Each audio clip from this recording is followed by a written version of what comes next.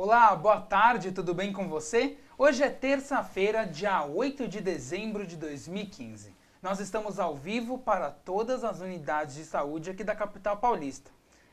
Final do ano está chegando, faltam um pouco mais de 20 dias aí para o fim do ano mesmo, começo de 2016, menos de 10 dias aí também para a chegada do Natal, e enfim, tá chegando o ano, tá acabando 2015, inclusive esse é o último articulação deste ano. Por quê? Na terça-feira que vem, a terceira terça-feira de todo mês, nós temos o Papo Positivo, e as outras terça-feiras nós temos a articulação. Então hoje é a última articulação do ano, semana que vem nós temos Papo Positivo, e nas duas últimas semanas do ano, que é a semana do Natal e do Ano Novo, a gente não vai ter programa ao vivo aqui na Rede São Paulo Saudável. Então é sua oportunidade, se ficou alguma dúvida ainda nesse ano sobre a articulação, sobre a questão da parte ortopédica do seu corpo, manda sua pergunta pra gente que a gente vai ficar muito feliz.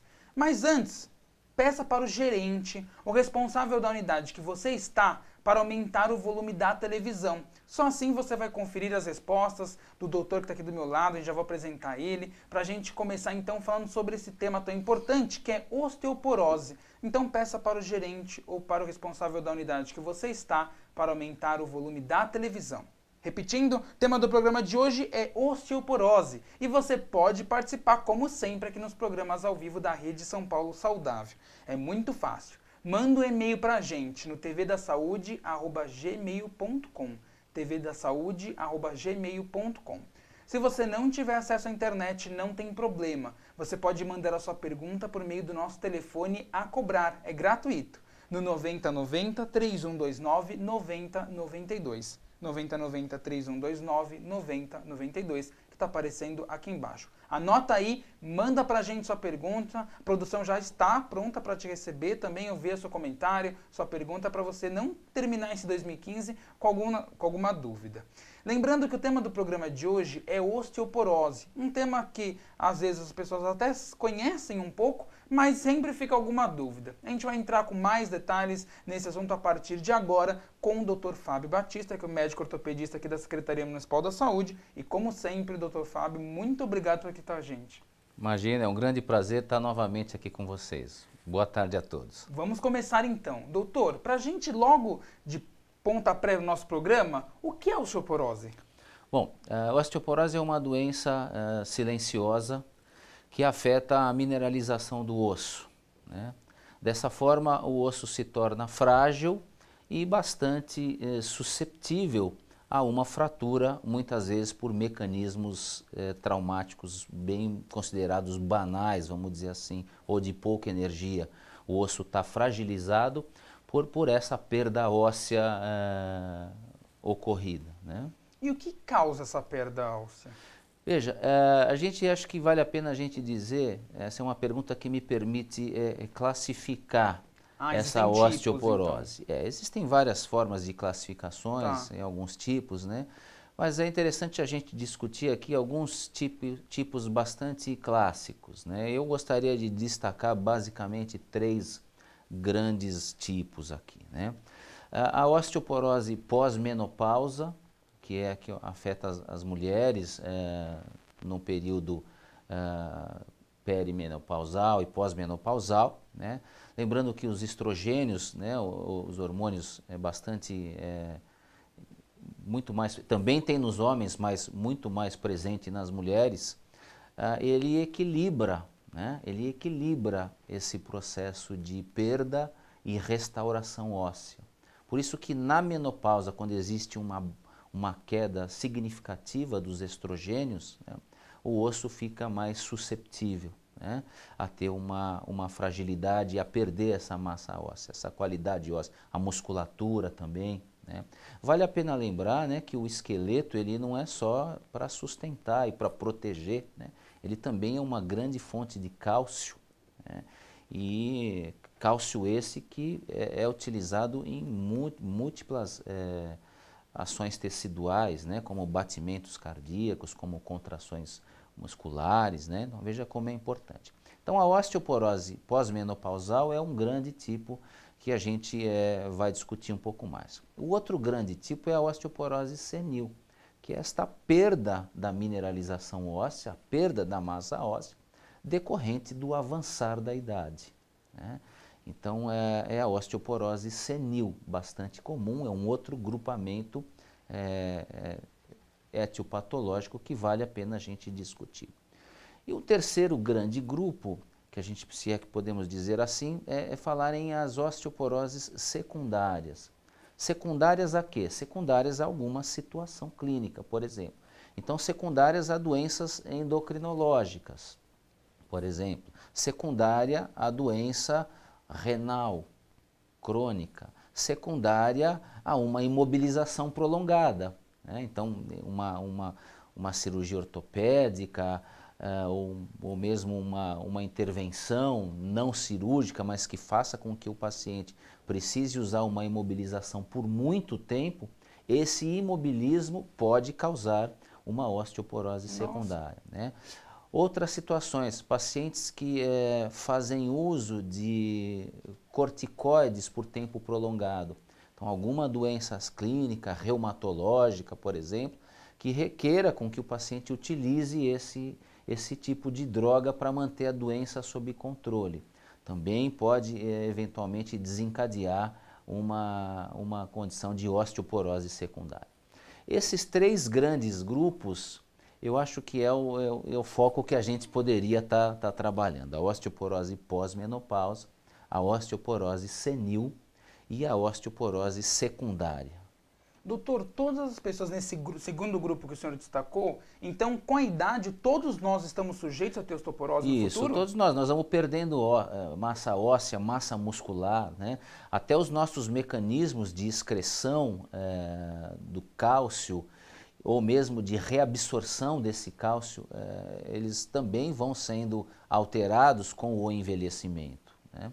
Então a gente recomenda, obviamente, sempre uma vigilância, né, uma monitoração desse quadro. A perda óssea normal, ela existe mesmo, mas essa perda óssea pode estar acentuada, muito mais acentuada, e tornar esse paciente de mais idade extremamente suscetível a uma lesão importante, né? A gente sabe que as fraturas são muito comuns, né, e fraturas que levam a grande comprometimento físico, né?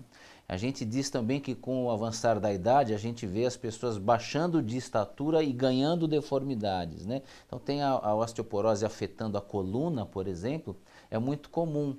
Existem desenhos e modelos demonstrando isso, até que a gente observa na prática clínica também, né? Mas uma paciente aos 40 anos, aí depois aos 60 e depois aos 70, mostrando uma perda de altura e um ganho da corcunda, né? Um aumento da cifose dorsal, podendo estar relacionada com fraturas osteoporoses do esqueleto axial, no caso a coluna, né? E isso pode gerar não só dores crônicas, mas grandes incapacidade Claro. funcional, né? Então, fraturas, por exemplo, do colo do fêmur, né, são fraturas bastante complexas, né? Existem estimativas sugerindo que a cada 25% daqueles pacientes que sofrem uma fratura osteoporose do colo do fêmur, na região do quadril, próximo à bacia, em 6 meses vão a óbito. Então veja a tamanha complexidade, né? Claro. Existem estimativas dizendo que ocorrem mais de 200 mil mortes por ano decorrentes de complicações associadas a essas fraturas por osteoporose, né? Então fraturas da coluna, fraturas da bacia, do colo do fêmur, fraturas do punho também são bastante comuns e que levam grande prejuízo funcional para esses pacientes, né? Doutor, isso é uma questão até que eu gostaria de abordar, tirar uma dúvida também. A osteoporose, ela atinge alguma parte específica do nosso corpo ou o nosso corpo inteiro está sujeito? Você tem a osteoporose difusa, vamos dizer assim, e existem as osteoporoses focais. De uma maneira geral, a gente está dizendo da osteoporose sistêmica, né? Os órgãos inteiros os ossos inteiros estão fragilizados, né? E existe a osteoporose focal, no caso, um exemplo que eu dei para agora, quando a gente fala em imobilização prolongada. Sim. Então, se eu tiver o pé e o tornozelo imobilizado por muito tempo, né, eu posso ter uma osteoporose mais localizada ali, em virtude do imobilismo ali, né, de ausência de função muscular, de função articular. Então eu tenho osteoporoses mais focais. Mas em geral nós estamos dizendo, nós estamos se referindo aqui à osteoporose sistêmica, né? E existem regiões, talvez a pergunta venha porque durante o teste, né, a densitometria óssea, que é um dos exames para diagnosticar a osteoporose, ela é padronizada para se avaliar na coluna e no fêmur, né? Então dá essa sensação de que só a coluna e o fêmur estão comprometidos, mas não é verdade. Ele é uma doença sistêmica, né? Ela compromete o esqueleto de uma maneira geral e tem algumas regiões que são, até pela sua característica mecânica, né, são mais suscetíveis à fratura. Muito mais comum uma fratura de colo de fêmur, né, de coluna, do que uma fratura osteoporósica do dedão do pé, por exemplo. Entendi. Né? Então, talvez a dúvida venha nessa questão da densitometria óssea, né? Quando a gente analisa o exame, a gente vê que foi pesquisado coluna e pesquisado fêmur, que foram regiões padronizadas para a execução do exame. Doutor, no caso, a osteoporose também, ela pode, ela causa alguma dor? Como que a pessoa pode saber que ela está com osteoporose? É só com o exame diagnóstico ou ela tem algum sintoma já? Sim, existem as dores, elas são frequentes, né? Dores, deformidades no caso da coluna. Sim, sim. Eventualmente o diagnóstico é feito na vigência de uma fratura, o paciente não sabia, aí tem uma fratura por um mecanismo banal e aí vai se investigar e aí descobre. E se tem o diagnóstico, né? Mas o que vale a pena a gente ressaltar, como eu disse no começo, ela é uma doença silenciosa. Muitas vezes não deixa algum sinal, né? E a gente consegue prevenir até monitorando. Antes do osso entrar em osteoporose propriamente dita, ele vem perdendo a massa óssea de forma gradual. Então a gente consegue, por exemplo, identificar um estágio intermediário entre o osso normal e o osso osteoporótico, que seria o osso osteopênico, vamos dizer assim. Ou seja, já houve uma perda óssea importante, porém não se chegou ainda a um estágio de osteoporose propriamente dito, né? Então, em virtude deste silêncio, vamos dizer assim, é que se faz necessário o rastreamento, né? Sobretudo das mulheres pós-menopausadas ou perimenopausadas, pelo menos o início deste rastreamento, né? E também nos idosos acima de 70 anos, por exemplo, né? Se vale a pena fazer acompanhamento contínuo, acima né? de 70 anos no homem, acima de 65 anos na mulher, né? Claro. E às vezes a gente pode ir para as menopausadas até mais precocemente, Sim. né? E é importante a gente avaliar também se os pacientes apresentam fatores de risco, né? Aqueles que apresentam fatores de risco, no caso, menopausa, o envelhecimento, né? O tabagismo, né? O etilismo, que é a ingesta de bebidas alcoólicas. A gente sabe que tanto o fumo quanto o álcool, ele interfere nos mecanismos de excreção e de reabsorção desse cálcio, né? Então, são fatores de risco. O sedentarismo, ou seja, a falta de exercício, de prática física regular, também são fatores de risco, né, para esses ossos sofrerem alterações no seu metabolismo e perda dessa massa óssea em valores mais significativos e de uma forma mais acelerada. Lembrando que o osso é uma estrutura viva, né? Ele está se renovando, né, se remodelando e se renovando durante a vida inteira. E existem uma série de situações que podem intervir ou interferir nesta renovação e nesta remodelação fisiológica normal. São esses fatores que a gente precisa entender para eventualmente fazer o diagnóstico precoce, né? Claro.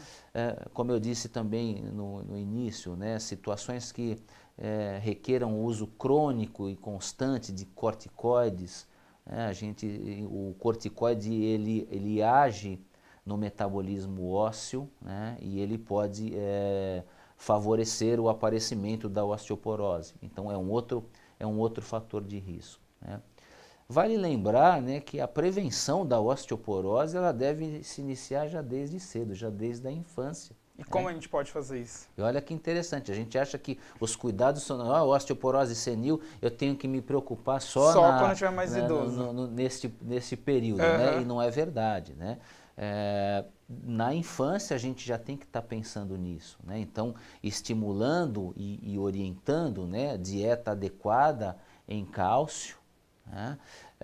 A exposição ao sol, pela questão de liberação e formação da vitamina D, que vai ser utilizado na fixação desse cálcio no segmento ósseo, né, favorecendo o crescimento, o amadurecimento e o fortalecimento dessa nossa estrutura óssea, né.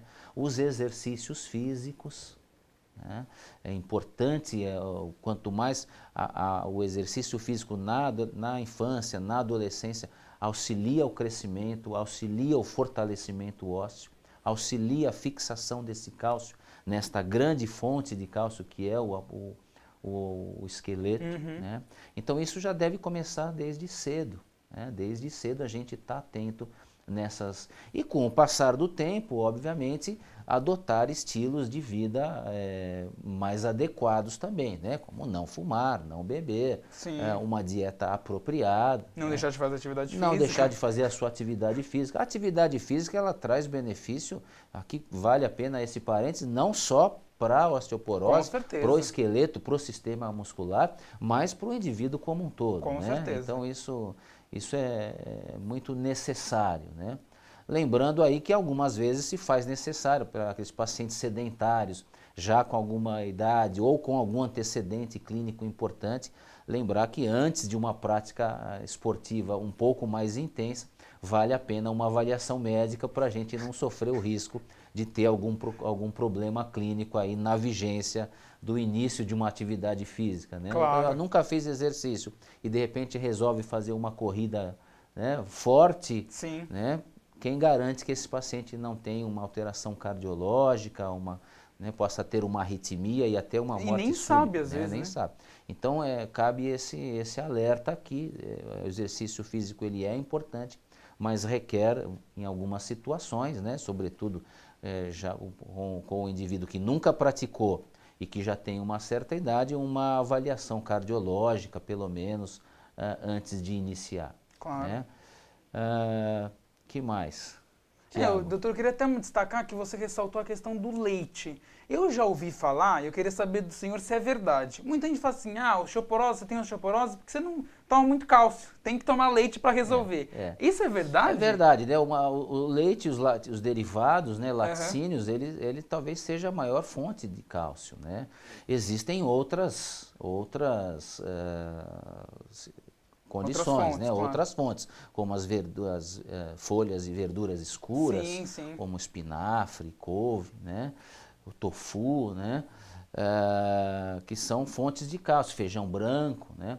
Mas o leite e os laticínios, ele tem as maiores fontes de cálcio. Então, não é incorreto, né, incluir ou melhor dizendo, se faz necessário incluir na dieta padrão o consumo de leite, de queijos frescos, né, de iogurtes, para que a gente tenha esse aporte satisfatório do cálcio.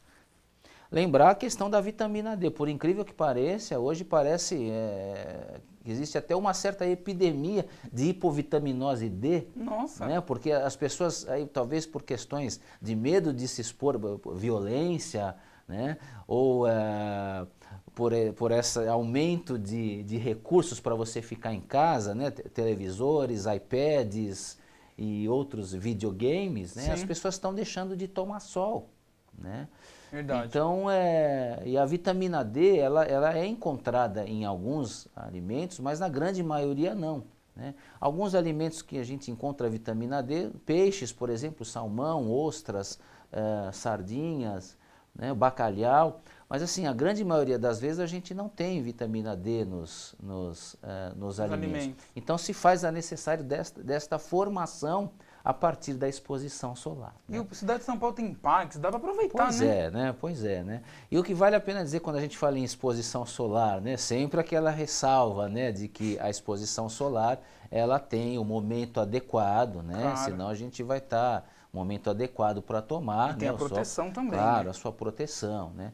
Existem algumas recomendações de algumas sociedades. Quando a gente fala em exposição solar, dá aquela sensação de que tem que se ficar exposto né, por inteiro, né, durante muito tempo, né? Algumas sociedades de especialistas recomendam que a exposição de 10 minutos, 2 vezes na semana, né, no horário apropriado, Claro. que seria até às 10 horas da manhã E e depois das 4, né? 3, 4 horas, né, da tarde, né? 10 minutos, e não necessariamente é o corpo inteiro, né? A exposição dos membros inferiores, dos superiores, né, já é suficiente. 10 minutos 2 vezes por semana. Nossa, né? Então, que legal. Já seria suficiente. Então, veja, isso tudo, né? Ingesta adequada, exposição solar de forma orientada e apropriada, atividade física adequada, né? Orientada, monitorada, né? Estilos de vida saudável, né? Faz com que a gente vá aumentando a qualidade óssea e a saúde óssea, né? Minimizando aí Sim. as chances de desenvolver a doença, né? É uma doença que pode ser bastante incapacitante e não raro, né, um número grande de mortes aí, como eu disse no início, Claro. relacionado a fraturas decorrentes desta fragilidade óssea. Né? Olha, gente, quanta coisa a gente já viu. A gente já viu o que é osteoporose, os 3 principais grupos de causa também, como você pode prevenir, tudo isso aqui na Articulação, lembrando que a gente está ao vivo para todas as unidades de saúde. E você, quer participar do nosso programa? Mande sua pergunta para a gente por meio do nosso e-mail, tvdasaude@gmail.com, tvdasaude@gmail.com. Se você não tiver acesso à internet, não tem problema, ainda dá tempo de você participar. Pega o seu celular aí e liga pra gente a cobrar, é gratuito, no 9090 3129 9092. 9090 3129 9092. Doutor, uma pergunta, a gente falou de todos esses temas até agora, mas no caso, eu fui diagnosticado com osteoporose, qual que é o tratamento? Tem cura? Isso é interessante, né? A gente faz o diagnóstico Sim. e tem tratamento, sim, né? Tem tratamento, isso tudo que eu falei sobre adequar a ingesta, atividade física, hábitos de vida saudável, né? Exposição solar, né? Já faz parte também, não só da prevenção, mas também continua valendo durante o tratamento, né? Certo. Existe também o tratamento medicamentoso, né? O tratamento medicamentoso, ou seja, a suplementação, muitas vezes por via oral, de cálcio e de vitamina D, né? Muitas vezes se faz necessário, além da ingesta, a gente ainda suplementa isso com prescrição médica, né? E existem os medicamentos também, que são prescritos periodicamente, medicamentos, vamos dizer assim, que inibem a reabsorção óssea e medicamentos que também auxiliam na formação do osso. Né?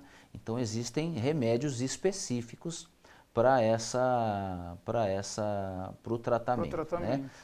Os cuidados iniciais, os suplementos de cálcio e vitamina D, os medicamentos formadores de osso e os medicamentos que diminuem o processo de reabsorção óssea. Né? Isso tudo faz parte do tratamento. Os exercícios, né? Existem alguns exercícios que a gente geralmente prescreve e discute com o pessoal da reabilitação, fisioterapeutas, fisiatras, que possam auxiliar neste mecanismo, né, de tratamento. Então, exercícios de fortalecimento muscular, exercícios de alongamento, né, exercícios de coordenação, de equilíbrio, fazem parte do arsenal terapêutico. Né? Falando em exercício, vale a pena dizer, né, se a gente está falando em fragilidade óssea, né, muito cuidado com exercícios de grandes flexões e grandes rotações do tronco da coluna. Tem que seguir uma orientação, né? Claro, doutor? Não tem jeito. sempre, né? E a discussão entre o ortopedista, né, o bom ortopedista, o bom reumatologista, o bom geriatra que possa estar neste cenário, né, de tratamento da osteoporose, né, esta relação deve ser bem harmônica entre todos os profissionais que estão auxiliando neste processo de controle da doença, né? E o fisioterapeuta também passa a ser uma pessoa importante, de preferência interligado com os médicos, né, para poder então se discutir, né, as melhores opções de exercícios, né? Para não imagina você inicia um trabalho de reabilitação e inadvertidamente se faz um movimento ou um tipo de exercício que acaba prejudicando, claro. né? Lembrar também que questões posturais, né? A gente já até fez um vídeo quando se falava, um vídeo de postura saudável, onde a gente já discutiu isso, né? As orientações e os treinos posturais também fazem parte do tratamento, também auxiliam, né, na melhora do conforto sintomatológico e na melhora da condição das ações musculares e do sistema ósseo, do esqueleto também. São importantes essas orientações posturais, né? Mecanismos durante em casa, né? Mesmo vai abaixar para pegar um objeto, né? Vai pegar um objeto em cima de um móvel muito alto, né? Tem técnicas adequadas e apropriadas para fazer isso. Vai pegar um objeto pesado, né? A altura da mesa de passar roupa, né? A maneira como se dorme, a posição, como é que se levanta, isso a gente discutiu bastante no vídeo de postura saudável, mas também cabe nesta discussão, né? E uma coisa interessante também que vale a pena, né, nós estamos dizendo em ossos frágeis, né? A prevenção das quedas. Isso é muito importante. Existem também sociedades de especialidade que incentivam, né, os projetos de casa segura, tentando minimizar esses efeitos, né? Então, cuidado lá com os fios de televisores, com os fios de telefone soltos ou espalhados pela casa, tapetes, né? Também. Os tapetinhos também, o piso escorregadio, né, ou molhado, né?